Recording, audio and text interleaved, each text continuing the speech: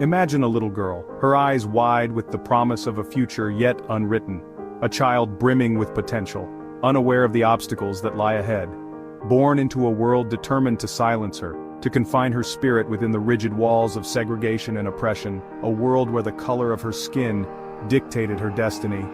Zenzile Miriam Makeba, a name that would one day resonate with millions, a voice that would shatter the silence. Born March 4, 1932 in segregated Prospect, a small township nestled near the bustling city of Johannesburg, a place where dreams often struggled to take flight amidst the harsh realities of apartheid. Her mother, a Swazi Sangoma, a traditional healer, worked tirelessly to provide for her family, drawing strength from ancient wisdom and the healing power of nature. She instilled in Miriam a deep respect for her heritage and the resilience of the human spirit. Her father, a Xhosa man, passed away when Miriam was just a child, leaving a void in her life and placing an even greater burden on her mother's shoulders. Leaving Miriam to grow up fast, to shoulder responsibilities beyond her years, and to learn the value of hard work and perseverance. At just 18 days old, an event occurred that would foreshadow the injustices she would later fight against. Miriam and her mother were jailed for 6 months, a cruel and senseless punishment for brewing umqombothi, a traditional beer.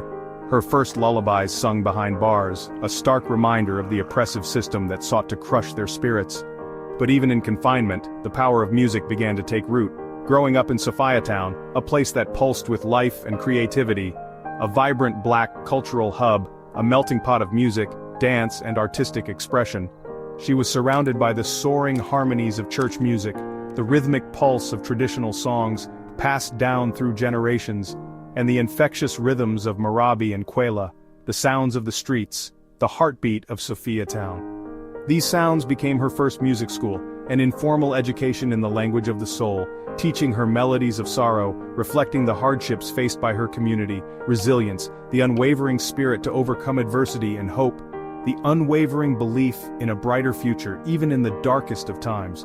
Despite poverty and discrimination, the constant shadow of apartheid looming over their lives, her childhood, though challenging, forged her strength, her unwavering spirit, and her deep sense of community.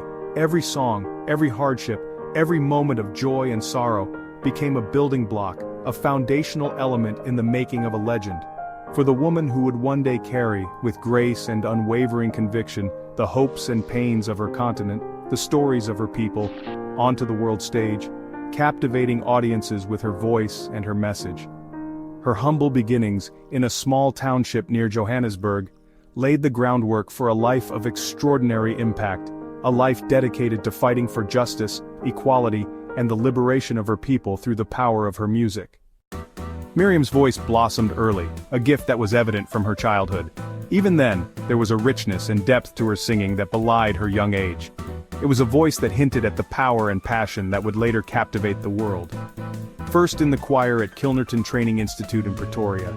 This wasn't just any choir, it was a place where young voices were nurtured and honed, where the seeds of musical excellence were carefully sown. Kilnerton provided Miriam with a structured environment to develop her natural talent, and it was here that she truly began to understand the potential of her voice. Singing in church, surrounded by the harmonies of the congregation, she discovered music's profound ability to move people, to heal, and to inspire. The spiritual atmosphere of the church provided a fertile ground for her musical growth, and she absorbed the rhythms and melodies of gospel music like a sponge. She discovered music's power to uplift and connect. It was a force that transcended language and culture, bringing people together in a shared experience of joy and sorrow, hope and resilience. This realization would shape her artistic vision for the rest of her life. As a teen, she joined her cousin's band, the Cuban Brothers, a local group that played a mix of popular tunes and traditional African songs. This was her first foray into the world of professional music, and it gave her a taste of the excitement and challenges that lay ahead. And soon after, the renowned Manhattan Brothers, a hugely popular vocal group known for their sophisticated harmonies and energetic stage presence. Joining the Manhattan Brothers was a major step up for Miriam, and it catapulted her into the spotlight, touring southern Africa and honing her craft. The constant travel and performances were demanding, but they provided invaluable experience and helped her to refine her vocal technique and stage presence. With the Manhattan Brothers, she learned the importance of teamwork, discipline and professionalism, lessons that would serve her well throughout her career. She recorded her first hit, Lakuchoni Ilanga, in 1953. This song, a vibrant and infectious tune, became an instant sensation, launching her into the national consciousness and solidifying her status as a rising star. Her voice, blending African vocal styles with jazz and blues, created a unique and captivating sound that resonated with audiences of all backgrounds. It was a fusion of tradition and innovation, a testament to her musical versatility and her willingness to experiment with something new and powerful, a voice that could soar with joy, ache with sorrow, and ignite with passion. It was a voice that demanded to be heard. She wasn't just singing, she was telling her people's stories, their hopes, their dreams, and their struggles. Her music became a vehicle for cultural expression and a powerful tool for social commentary. Later, with the all-woman Skylarks, she found a new level of creative freedom and camaraderie. This groundbreaking group challenged the male-dominated music scene and paved the way for future generations of female artists. She further developed her unique sound, experimenting with harmonies, rhythms, and vocal techniques to create a truly distinctive style, enchanting audiences with her Xhosa vocal clicks, a signature element of her performances that added a layer of authenticity and cultural richness to her music. These clicks, derived from her native language, were a powerful symbol of her heritage and a reminder of the importance of preserving cultural traditions. These early groups were crucibles where her confidence and artistry grew, where she honed her skills, experimented with new sounds, and developed her unique stage presence. Miriam was becoming not just a singer but a force to be reckoned with, a performer who commanded attention and respect, but a storyteller and a voice for her culture, a powerful advocate for her people, and a true icon of South African music. Apartheid, a word that defined Miriam Makeba's life. Classified and restricted from birth, she lived as a second-class citizen in her own country. She endured past laws, saw Sophiatown destroyed, and witnessed families torn apart. These weren't abstract issues, they were her daily reality. Her music became a subtle form of resistance, preserving heritage and expressing her people's unspoken hopes. The rhythms were joyful, but the message was clear, a nation's heartbeat struggling for its soul. Apartheid's cruelty only strengthened her resolve. Miriam's art and activism became inseparable, her voice a weapon against injustice. She would not be silenced. Miriam's rise to international stardom began with her electrifying role in the 1959 musical King Kong. This success led her to London, then the United States with the support of Harry Belafonte. Her music fused Xhosa clicks, jazz, folk, and African pop. Unlike anything American audiences had heard, songs like Pata Pata and the Click Song introduced South African traditions to the world.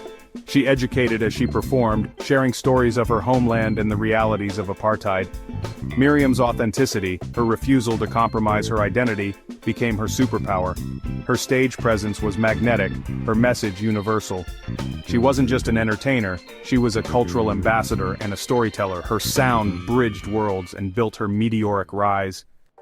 As her fame grew, Miriam Makeba's voice resonated across continents. Her music transcended borders, captivating audiences with its unique blend of South African rhythms and poignant storytelling. So did her courage to speak out against apartheid. She used her platform to shine a light on the injustices and inequalities suffered by her people, becoming an increasingly vocal critic of the oppressive regime. Her words carried weight, reaching influential figures and everyday citizens alike. The Sharpeville Massacre in 1960 changed everything. This brutal event, where peaceful protesters were gunned down by South African police, served as a turning point, solidifying international condemnation of apartheid. In response to her outspoken criticism and growing influence, her passport was revoked, and she was exiled from her homeland. The South African government sought to silence her voice, but they underestimated her resolve. Cut off from home, separated from her family and culture, she turned her pain into fierce activism. The injustice of exile fueled her determination to fight for freedom and equality, becoming a global symbol of the anti-apartheid struggle. She addressed the United Nations, met with world leaders, and used every opportunity to advocate for the end of racial segregation in South Africa. Her concerts became rallies for freedom, drawing massive crowds who were united in their support for the anti-apartheid movement. Her performances were not just entertainment, they were acts of defiance. Her interviews, condemnations of injustice, powerful statements that resonated with people around the world. She fearlessly spoke truth to power, challenging the status quo and demanding change. For 3 decades she lived in exile, a painful separation from the land and people she loved. First in the US, where she faced discrimination despite her fame, then Guinea, where she found a welcoming community and a sense of belonging. But her music and activism remained deeply connected to South Africa, her heart forever tied to the struggle for liberation. She carried her nation's hopes, the dreams of a free and equal society within her. Her songs becoming anthems of resistance, inspiring generations to fight for justice and equality. They were songs of hope, resilience, and unwavering determination. The regime could take her passport, attempt to erase her from history, and silence her voice. But not her voice. Her music transcended borders and language, carrying her message of freedom to every corner of the globe. Exile was a heavy price, a constant reminder of the injustice and oppression that plagued her homeland. But she paid it willingly for her people's freedom, knowing that her sacrifice would contribute to the eventual dismantling of apartheid.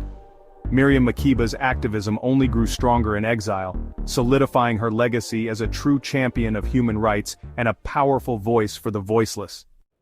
Despite exile, Miriam's career soared. She won a Grammy in 1966 with Harry Belafonte, the first African-born artist to do so. She sang for President Kennedy and addressed the United Nations, testifying powerfully against apartheid. Her words and music galvanized global support for sanctions on South Africa. Collaborating with legends like Dizzy Gillespie and Paul Simon, she brought African music to new audiences. Her concerts were more than performances. They were calls to action. Even when blacklisted in the US after marrying Stokely Carmichael, she found a new home in Guinea and continued her advocacy. Setbacks never broke her spirit. Her commitment to justice was unwavering. Miriam's voice resonated with all fighting for liberation. Known as Mama Africa, Miriam's activism extended beyond South Africa to the entire continent. In Guinea, she championed Pan-Africanism, supporting liberation movements and newly independent nations. Her home became a haven for exiles and freedom fighters. She performed at Pan-African festivals, her music a soundtrack for a continent asserting its identity. She campaigned for Nelson Mandela's release and championed women's and children's rights. As a Guinean delegate to the UN, she continued her advocacy on the world stage. Miriam was more than a singer. She was a diplomat of the people, a cultural ambassador. Her embrace nurtured the seeds of freedom across Africa. The early 1990s brought change. Nelson Mandela's release signaled apartheid's end. In 1990, Mandela personally invited Miriam to return home after 31 years in exile. Her homecoming was triumphant, a symbol of resilience and hope for a new South Africa. She continued performing, her music now celebrating freedom and healing. Miriam dedicated herself to humanitarian work, focusing on women and children. She became an elder stateswoman, inspiring a new generation of artists and activists. Reconnecting with her homeland was bittersweet, joy mixed with the sorrow of lost years and loved ones. Yet her optimism endured, fueling South Africa's cultural renaissance. Her return was a victory for both herself and her nation. Miriam Makeba's life ended in 2008, collapsing after a concert in Italy, singing for justice until her last breath. Her legacy is monumental, a pioneer who blended African traditions with global sounds, introducing the world to the richness of African music. Songs like Pata Pata and Soweto Blues remain timeless classics. Beyond music, she was a fearless human rights icon, her courage inspiring millions. She proved that an artist's voice can change the world. Her story is a lesson in resilience, integrity, and the pursuit of justice. Today, her music and message continue to inspire new generations. Mama Africa's voice echoes on, a song of freedom, hope, and resilience. What a life, what a legacy.